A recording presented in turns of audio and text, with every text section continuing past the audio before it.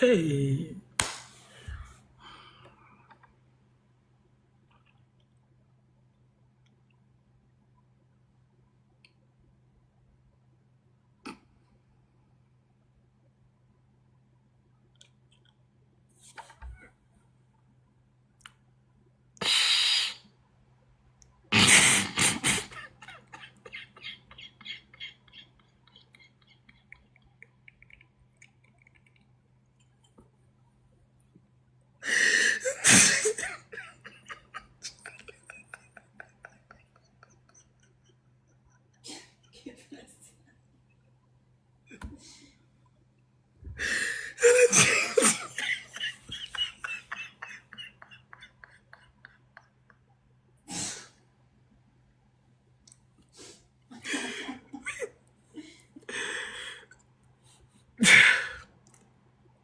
Là, c'est bon.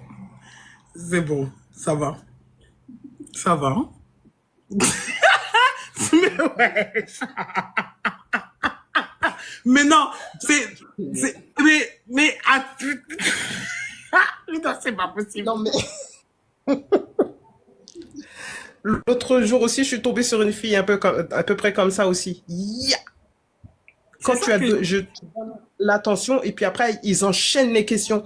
La fille, c'est elle m'a ça. mis Parce qu'en plein de fait, questions le d'affilée. problème, c'est qu'elle Et s'attendait à ce que quelqu'un essaye de la convaincre. Voilà, c'est tout. Les gens comme ça, c'est pour ça que même dans les clients ou autre chose, ils s'attendent à ce que tu leur dises, non, mais tu sais, c'est important, c'est ton problème.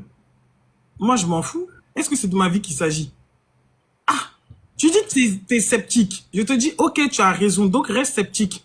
Maintenant, tu dis, non, mais moi, personnellement, pourquoi tu veux nous expliquer? Ça fait 1 heure, Tantine. 1 heure. Ah, Nazo de comprendre un peu, hein?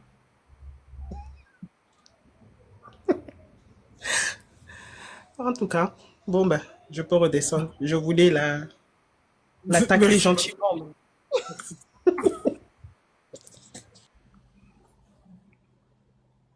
Non, non, vous voyez, ça, c'est ce que je disais tout à l'heure, là. Je disais, il y a des personnes qui sont vampires énergétiques, mon frère. Non, non, non.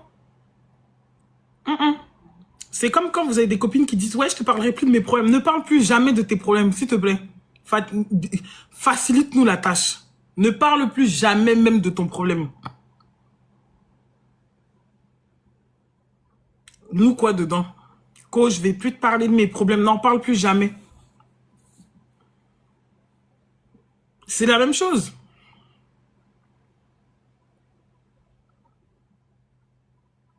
D'accord. Bon,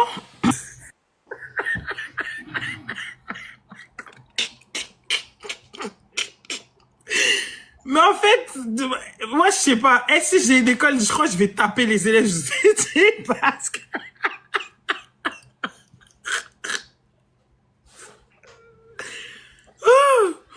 moi, j'en peux plus. Et puis, il faut que je me confesse. Non, je t'ai invité. Comment on va pas rigoler un peu? Je t'ai invité. Non, mais on va repartir au martinet. Moi, je comprends. Bonsoir. Salut princesse, comment tu vas? Ça va et toi? Je vais très bien. Moi, c'était juste pour un petit témoignage. Moi, je t'ai connue depuis 2020. Et donc, voilà, je t'ai connue depuis 2020 et je pense que j'ai eu, pour les gens qui sont sceptiques, ils sont peut-être sceptiques de leur côté. Mais moi, en tout cas, j'ai pu faire une évolution dans ma vie, ben justement, à travers tous tes lives que tu faisais sur Instagram. Voilà, j'ai eu l'occasion de recevoir enfin, j'ai eu la chance de pouvoir avoir une énergie de ta part, un soin énergétique avec un scan, il y a à peu près 2 ans. Donc, Waouh, c'est à mes débuts. tout à fait, tout à fait. Et en visio, on avait fait ensemble après un soin énergétique. Et effectivement, j'ai pu voir une grosse évolution durant ces 2 dernières années. Et comme tu parlais de Sagittaire, je peux te dire que j'en suis une témoin vraiment, que je me sors vraiment de choses qui m'y sont arrivées. Mais ce que j'aimerais dire, c'est que vraiment, quand tu parles sur les lives, c'est vraiment à bon entendeur. Si vous voulez vous en sortir, si vous voulez voir une évolution, si vous voulez apprendre à vous connaître, si vous voulez savoir où sont vos racines, Si vous voulez vraiment, voilà, enlever tous ces blocages transgénérationnels, tout ça, honnêtement, s'ils suivent ton chemin, je pense qu'ils auront une évolution et ils apprendront à se connaître. Moi, aujourd'hui, j'ai 42 ans, mais je te promets que je me suis jamais autant connue aujourd'hui qu'il y a quelques années. Franchement, je me suis découvert. Ça fait mal parce que finalement, on vit dans cette, comment te dire, dans cette vie, on est là et puis on se connaît pas. On a des blocages, on a des, on nous, comment, je sais pas comment te dire ça. En fait, on est déjà, dès qu'on est, c'est-à-dire que dès qu'on est né, dans notre conscience, elle est déjà construite, en fait. Ah, Cette vision familiale, voilà, moi je suis originaire du Mali, donc je pense que tu dois vraiment connaître, voilà, les pressions familiales, la culture, la religion. Et honnêtement, aujourd'hui, je me suis jamais sentie aussi libre, aussi, voilà, une femme. J'ai pu, voilà, transcender tous ces blocages. Et finalement, tu recherches l'abondance. De ce que j'ai compris, c'est que tant que tu n'as pas la paix, l'abondance, elle est vraiment éphémère. c'est ça. Voilà. J'ai gagné, voilà, j'ai gagné des sommes et des sommes et des sommes. Mais tant que tu n'as pas la paix à l'intérieur de toi, c'est-à-dire que ces sommes, elles viennent, elles repartent, mais tu n'es jamais tranquille. Tu n'es jamais tranquille. Et donc, vraiment, grâce à toi, j'ai pu, moi, en tout cas, retrouver la paix. Et en retrouvant la paix, et ben, finalement, l'abondance, qu'elle soit financière ou autre, tout va, c'est une énergie, comme tu le dis. Et voilà, moi j'étais quelqu'un finalement dans ma religion, je priais sans savoir pourquoi je priais, mais aujourd'hui grâce à toi, ben je sais ce que c'est, je sais ce que c'est comme tu dis incarner et ne pas demander et ne pas quémander et ne pas demander pourquoi et pourquoi. Donc voilà, 5 ans plus tard, en tout cas, je peux témoigner. Voilà, j'ai vécu à travers toi, à travers tes péripéties, à travers tous tes apprentissages, à travers tout ce que tu as pu lire, tout ce que tu as pu nous enseigner. Et comme tu le disais à l'époque, sortez de vos quartiers, les filles, sortez de vos HLM, sortez de plein de choses. Et je te promets que toutes ces personnes, en tout cas à l'époque, si elles t'ont écouté, moi en tout cas, je m'en suis vraiment sortie et je suis heureuse de te revoir encore là. Et t'es quelqu'un vraiment de, je sais pas, en tout cas que Dieu te bénisse.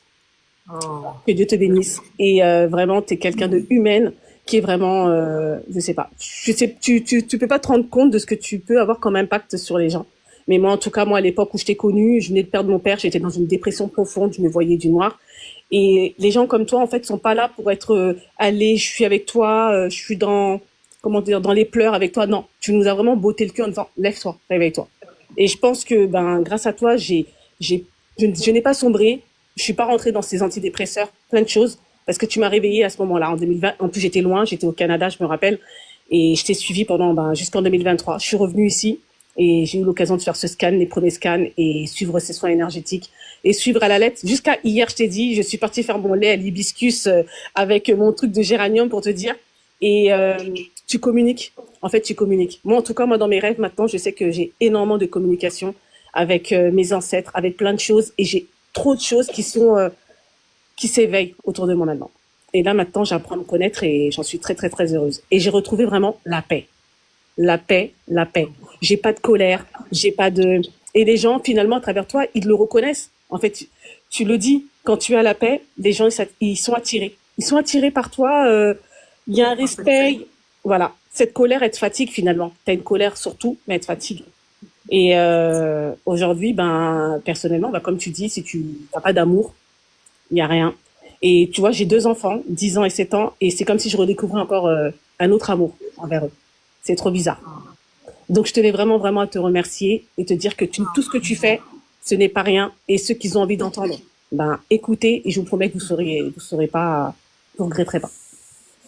merci Voilà. infiniment, ça me touche. Ouais. Et ça me Voilà. fait plaisir parce que il y a des gens qui nous découvrent quand on est dans notre dimension solaire et puis on va pas critiquer, c'est ça. Il y en a qui arrivent quand on est dans notre dimension solaire, mais moi j'ai beaucoup de considération pour les gens qui me suivent depuis longtemps parce que ils ont été témoins de l'évolution. Je pense que entre la princesse que tu as connue en 2020 et celle que je suis aujourd'hui, je pense qu'il y a quand même un avant-après qui est quand même assez Mais c'est flagrant. non. Impressionnant. Mais impressionnant, princesse. Et on peut voir en fait que nous sommes tous dans une marche, que même moi je grandis, même moi j'évolue. Pourtant je viens et je dis ce que j'ai à dire, mais c'est jouer le rôle qu'on a joué sur Terre, ça veut pas dire qu'on est parfait. Mais il faut être authentique, en fait. Il faut s'assumer pleinement. Et moi, je suis contente d'entendre tout ça parce que, comme je l'ai toujours dit, si ce que je dis sur les réseaux, en gros, les gens, ils peuvent pas l'appliquer dans leur vie et voir des résultats, ça veut dire que je raconte ma vie, en fait. Tout à fait. Je suis pas en train d'aider les gens, je suis juste en train de faire de la védetterie pour dire, ouais, moi, j'ai ci et vous, vous avez pas ça. Et c'est très souvent ce qu'on retrouve. Donc, si une personne, seulement à partir de conseils, sans avoir besoin de prendre rendez-vous avec moi, elle applique ne serait-ce qu'un conseil que je lui donne, bah, ça voudrait dire tout simplement que je canalise vraiment et ça confirme que ce que je crois n'est pas faux, tu vois. Donc Tout à moi, fait. ça me réjouit. Je suis contente parce que c'est vrai que étant dans la course, surtout moi, j'ai toujours été dans une dynamique de performance. Oui. Même à un moment donné dans la spiritualité, j'étais pas trop tournée vers l'impact que j'avais, j'étais plus tournée vers il faut que je fasse encore mieux, faut que je fasse encore mieux, faut que je fasse encore mieux. Et je suis réceptrice aujourd'hui de ça. Je suis contente d'avoir joué ce rôle-là, d'avoir été ce canal-là. Et franchement, gratitude, merci de m'avoir partagé ça. C'est Je une pense gratitude infinie, hein. J'ai encore des messages sur Instagram quand je t'envoyais des messages juste pour prendre des nouvelles. T'es vraiment accessible. Et franchement, moi, en tout cas, personnellement, pour mon parcours, tu m'as aidé à me donner vraiment confiance en moi et à m'aimer moi-même. Et ça, c'était quelque chose que je ne connaissais pas, que j'apprenais pas. Et aujourd'hui, ben, j'ai appris à m'aimer moi avant d'aimer les autres. Et j'ai retrouvé cette paix. Et depuis 2020, ben, j'ai fait tout ce parcours. C'est parce que tu as été à mes côtés. Et donc, du coup, tu es peut-être distante par téléphone ou par je ne sais quoi, mais en tout cas, tu es là. C'est comme si tu étais tout le temps là. Et tu nous accompagnes dans tout ce processus. Et donc, vraiment, gratitude. Franchement, ben, après, on se connaît pas, mais je t'aime vraiment. C'est vraiment sincère. je reçois l'amour. Franchement, Voilà. merci. C'est vraiment sincère. Le cœur. Et voilà. Et je te souhaite de t'élever encore plus parce que je suis, de toute façon, j'ai confiance. Je sais que tu t'élèveras et il n'y a aucune inquiétude pour ça. Voilà.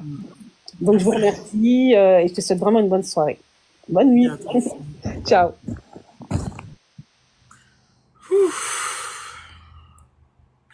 C'est trop mignon. Moi, je suis contente. Hein. Moi, je suis contente. Vraiment, je suis contente. C'est... Ah là là, on prend de l'âge, hein.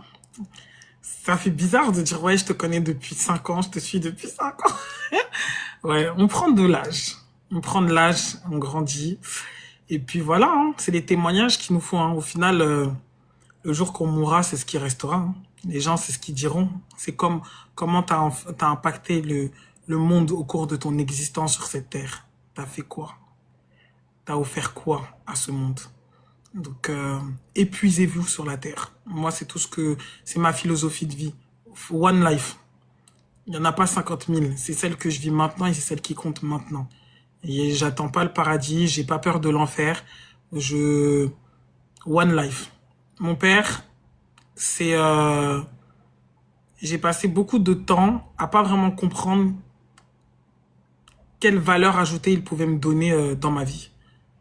Et aujourd'hui, depuis que j'ai reconnecté avec cette dimension du masculin, j'ai dû faire la paix avec lui parce que comme je vous disais que les mamans, très souvent, on absorbe la haine qu'elles ont vis-à-vis de ceux qui ont été leurs compagnons, en oubliant que le mari de ta mère, c'est le mari de ta mère, ton père, c'est ton père, et qu'ils peuvent avoir une casquette, ils peuvent partager des casquettes, mais ton père, c'est ton père, en fait. Peu importe quel type d'homme il a été vis-à-vis de ta mère, ça ne te regarde pas.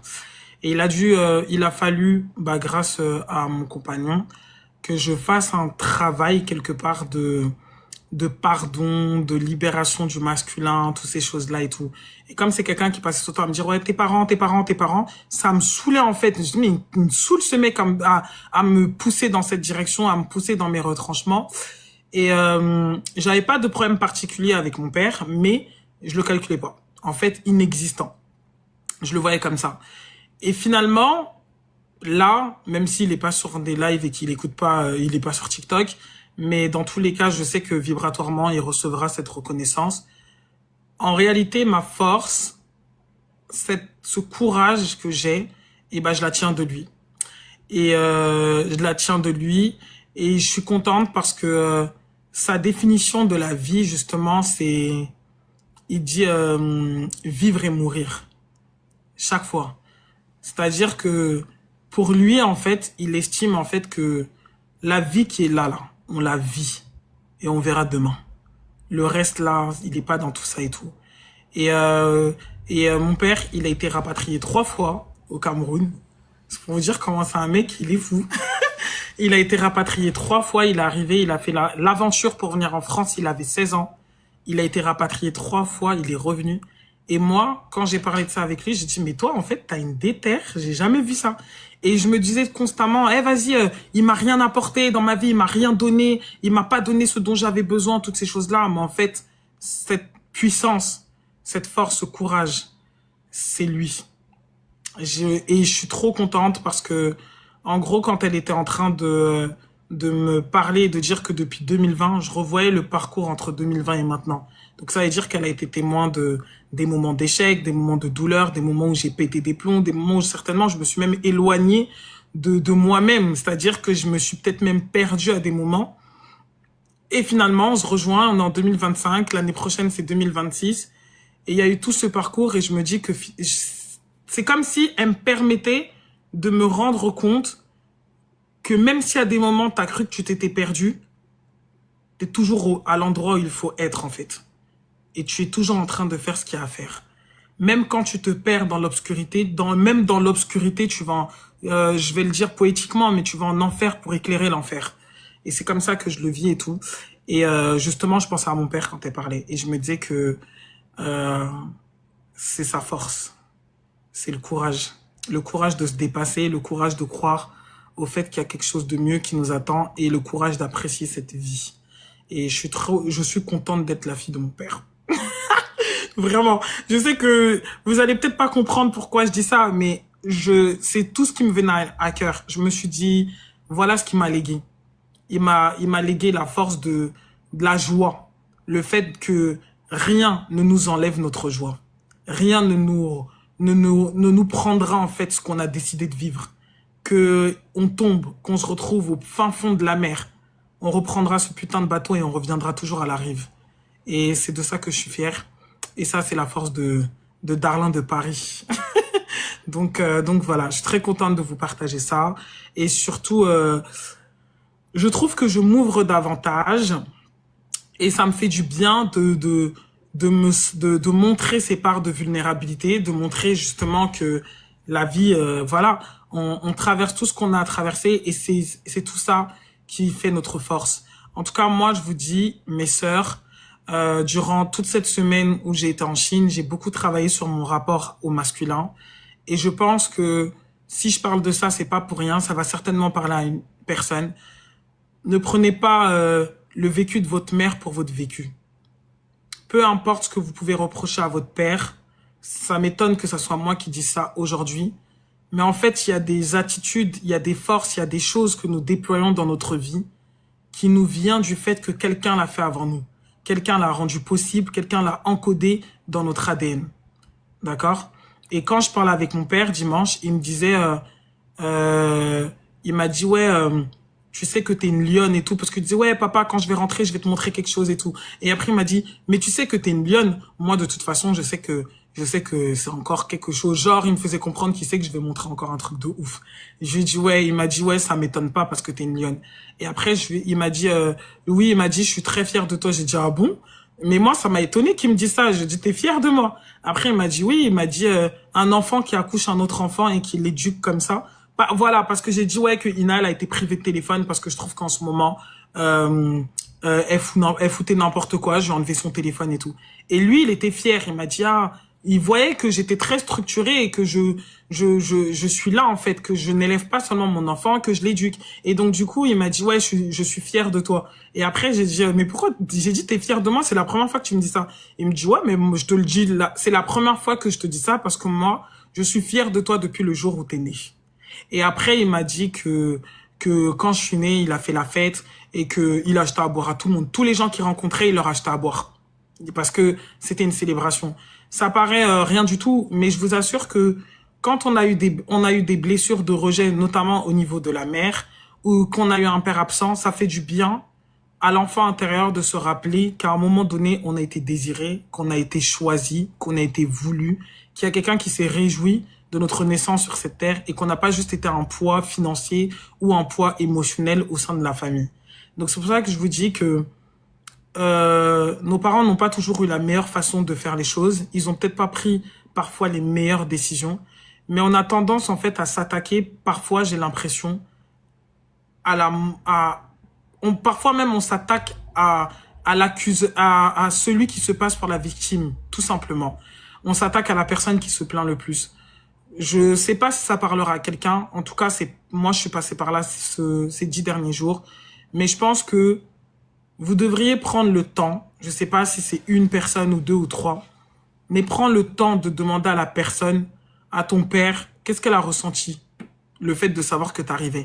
De demander à ton père de te dire, en fait, finalement, ayez des conversations avec eux, sans être dans une demande, sans être dans une attente comme un enfant qui réclame encore le papa qui a été absent ou autre chose, mais juste pour faire la paix avec le masculin, pour faire la paix avec l'homme, pour faire la paix, en fait, avec la dimension masculine de votre être, de la dimension solaire de votre être, pardon, et surtout pour faire la paix avec le sol. Parce que la structure, la matière, c'est une énergie qui est masculine. Donc, c'est très important de faire ce travail sur soi-même. Si on ne vit pas cette union alchimique en nous, on ne peut pas l'exprimer dans la matière. Nous sommes énormément de femmes qui avons souffert d'une absence de père ou autre chose. Et parfois, quand vous écoutez, quand j'avais dit à mon père, ouais, je comprends pas pourquoi t'es parti. Et en fait, je l'en voulais parce que je me suis dit qu'il est parti et que il avait certainement été là. Il y a des trucs que moi, j'aurais jamais vécu étant enfant, en fait. Et justement, c'était peut-être difficile à entendre pour moi à ce moment-là, mais il m'a dit que, en fait, s'il serait pas parti, il aurait commis l'irréparable. Donc, en gros, c'est par survie qu'il est parti. Alors, l'enfant que j'étais n'était pas en mesure de l'entendre et de le comprendre. Ma colère, elle a mis beaucoup de temps à se libérer. Mais ensuite, la femme que je suis devenue a été capable de comprendre. Et finalement, j'ai trouvé que c'était un acte d'amour d'être parti. Je sais pas si vous vous rendez compte jusqu'où j'ai dû transcender ça. J'ai trouvé que c'était un acte d'amour parce que le fait d'avoir finalement quitté la maison et quitté ma mère, en fait, c'était un acte d'amour vis-à-vis de lui. Et c'était le fait de savoir que voilà où se trouvait ma limite, voilà là où je ne peux pas aller. Et par conséquent, je m'arrête ici parce que si je dépasse cette limite, peut-être que je vais faire plus mal à mon enfant en faisant à sa mère, en commettant l'irréparable. Donc souvent, on s'assoit et on passe notre temps à juger parce qu'on est dans une posture d'enfant qui a été dans l'attente et on juge et on dit ouais, ils ont pas fait ci, ils ont pas fait ça et ceci et cela. Mais je vous assure que parfois, faut juste s'asseoir.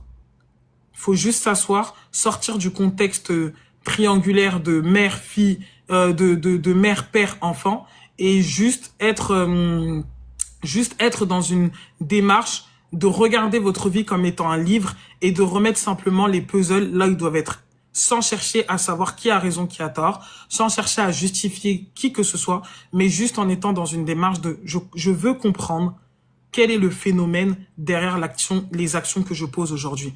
Je veux comprendre quel est le phénomène derrière le fait que je me lève et que je décide du jour au lendemain de tout plaquer, j'en ai rien à foutre. C'est ça. Donc, la preuve que tu as transmuté pour être qui et où tu es aujourd'hui. C'est vraiment ça. Et franchement, je vous assure que ça m'a apaisé.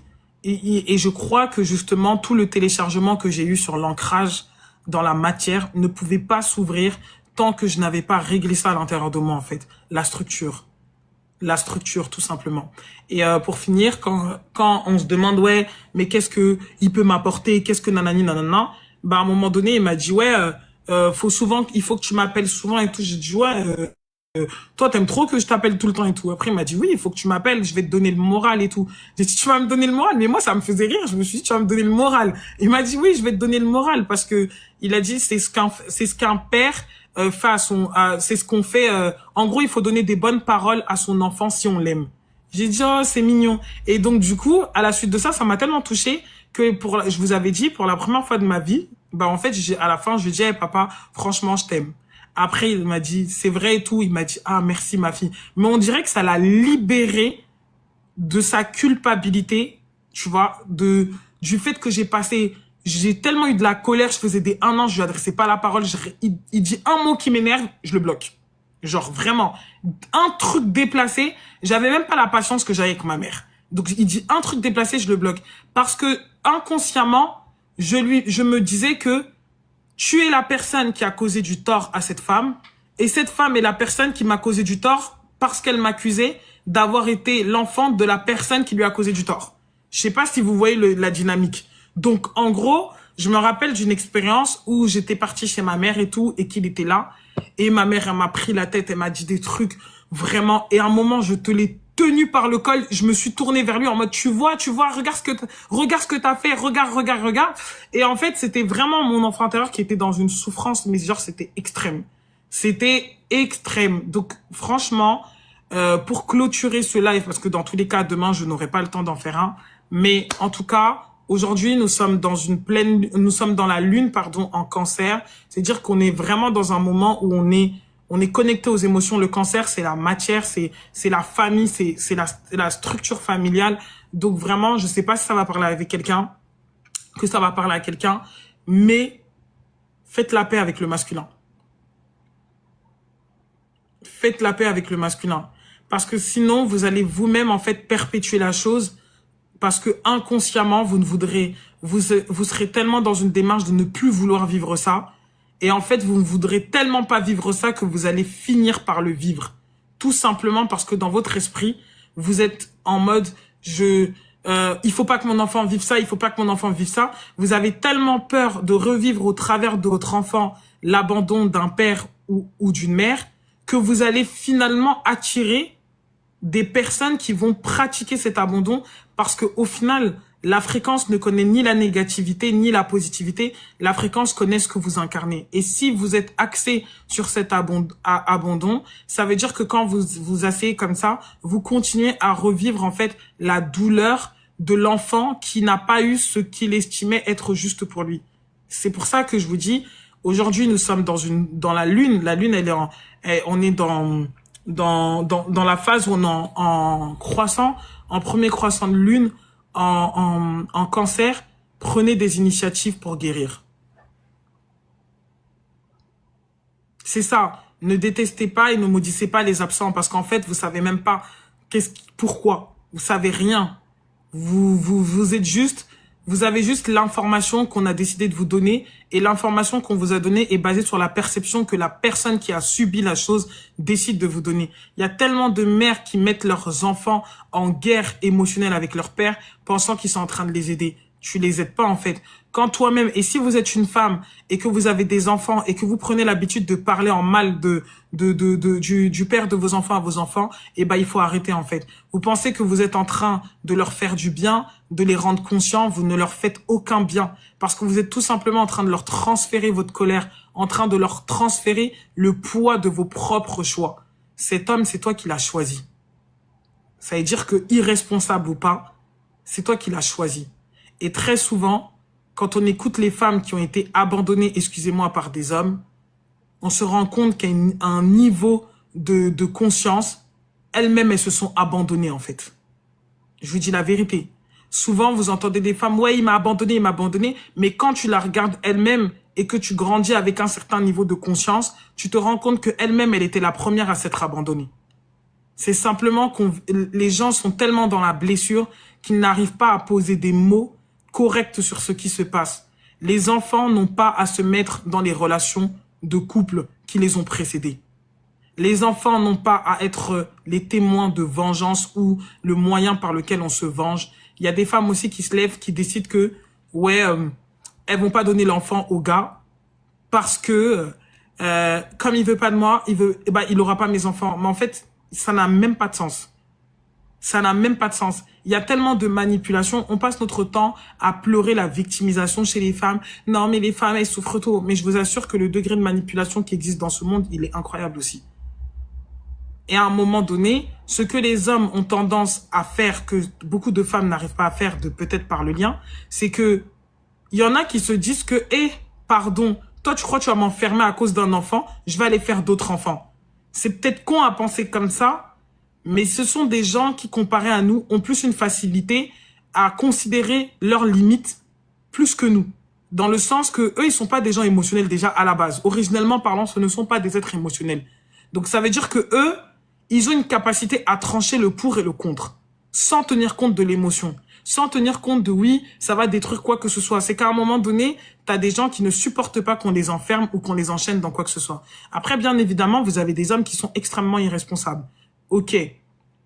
Mais ce que je veux dire, c'est que vous, en tant qu'enfant, c'est pour votre bien que de faire la paix, en fait, avec le masculin. D'accord? Et les hommes qui fassent la paix avec le féminin.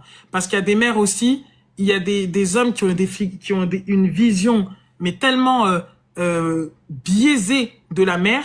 Ils sont dans une, comment on appelle ça? Ils sont dans un état de référence où ils pensent qu'une femme, bah en fait, ils ont l'image que la femme ne peut pas être épanouie. Donc, ils ne comprennent pas l'importance de voir le sourire de leur femme. Ils ne comprennent pas l'importance de valoriser les mots de leur femme. Ils ne comprennent pas l'importance de se tenir à l'écoute. Mais c'est normal, parce qu'à un moment donné, ce sont des gens qui ont grandi dans un environnement où ils ont l'exemple de la mère qu'ils ont eu, les figures d'attache féminines qu'ils ont eues, bah c'était des femmes qui étaient complètement amoindries. Ça veut dire que même si la personne, elle ne veut pas te faire du mal, tant qu'elle ne comprend pas ce qui compose son intériorité, c'est-à-dire que ce qui compose sa part d'ombre, bah ces gens-là, ils vont tout simplement être dans ce qu'on appelle on appelle ça comment, des loyautés inconscientes. Oui, ça bloque là, oui, ça bloque pas l'abondance, la prospérité. Différent. Les loyautés inconscientes. La loyauté inconsciente au fait qu'une femme doit se détruire pour sauver sa famille. La loyauté inconsciente que une femme doit donner sa vie par amour pour son mari. La loyauté inconsciente qu'une femme doit sacrifier tout ce qu'elle a par amour pour ses enfants. C'est des loyautés inconscientes. C'est-à-dire que l'homme en lui-même, quand tu lui parles, il a envie de rendre heureuse sa femme. Il a envie de participer à son évolution. Mais les loyautés inconscientes l'attachent dans des schémas où pour lui, la femme ne peut que se sacrifier. Donc,